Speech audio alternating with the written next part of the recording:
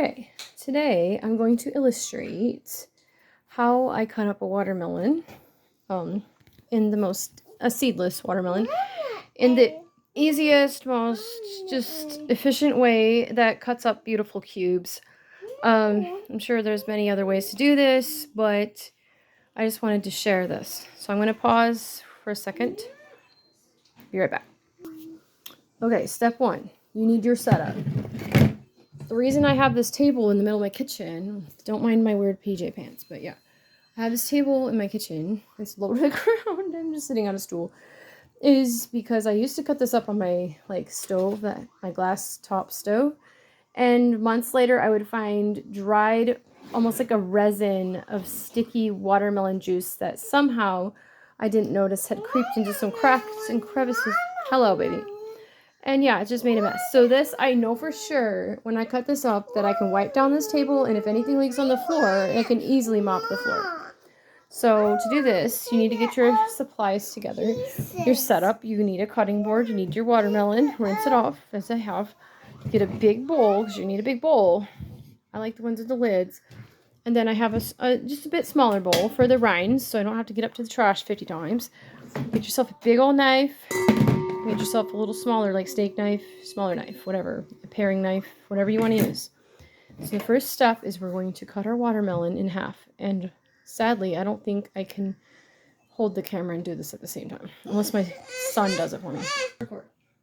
Okay, so the first step you need to do, just zoom in if you need to on the watermelon itself, is we're going to cut our watermelon in half with our giant knife.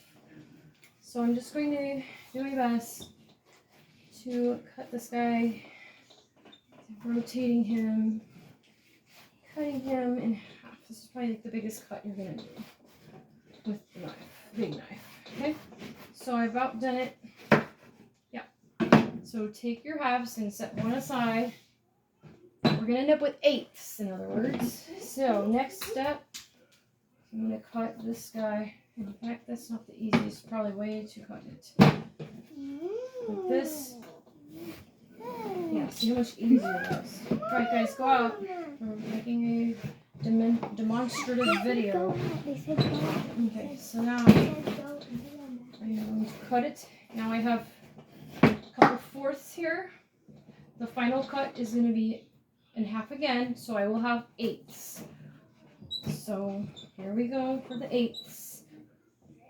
Okay, so there's an eighth, an eighth.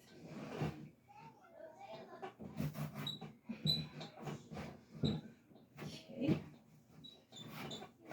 And for time's sake, I will not demonstrate this double. So just pretend I've done the whole watermelon. I've got my eighth. Now this is really a key factor of how I wanted to cut it better. I think it's like this maybe, or else this way. I think this way works better for my particular brain. I set the watermelon eighth like this. Now I'm simply going to cut with my big knife, just cut out 1 inch pieces straight down. They don't have to be perfect, but just try to keep them even, about 1 inch in width. Just do that. So I'm going to do another one. I'm just going to do 2 of the eighths. So we'll have a quarter of the watermelon cut up. See how fast I'm able to do this. Alright, so I'm not cutting very straight. I'm going to try a little harder. A little better. Okay. Okay. See how it goes super fast. Okay, we're done with this. Say I did the whole thing, or you don't have to do it all at once. Do what I'm doing. Setting that down. Now it's time for this guy. So I'm literally just going to cut off. That's not worth it. I'm going to take these little triangles I've made.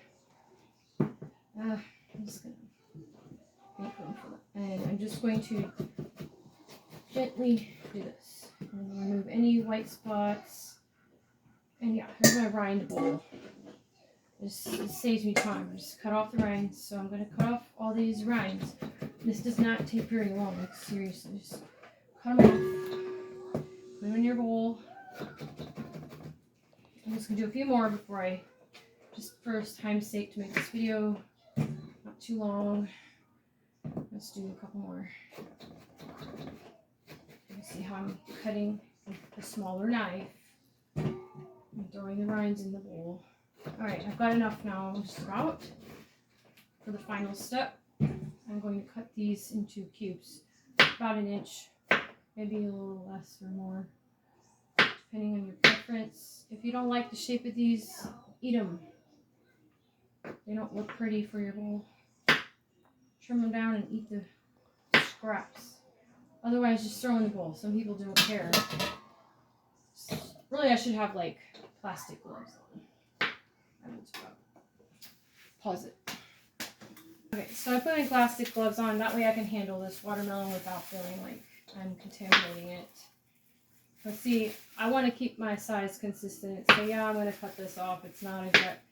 Some people might just throw that in there anyway. I kind of like mine pretty. So I'm just, with some of these scraps, it's like, I'm throwing them in there anyway. Who cares? So it just depends what you like. But this is the easy part. You just sit there and cut it into cubes. Like, for real, I could have this watermelon cut up in no time. I'm just saying. So, and then as you make more room on your cutting board, just cut more as we've done. Like, just cut more. Just this. Doesn't have to be perfect. I always mess that up. Let's get the white part off. Grind in the bowl.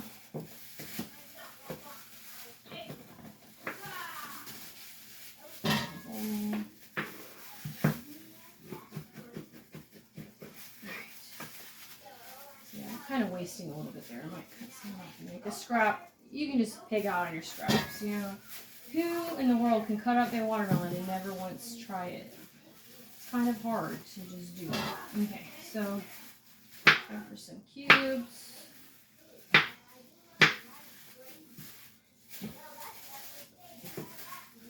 But just see how fast this goes. Like, just goes.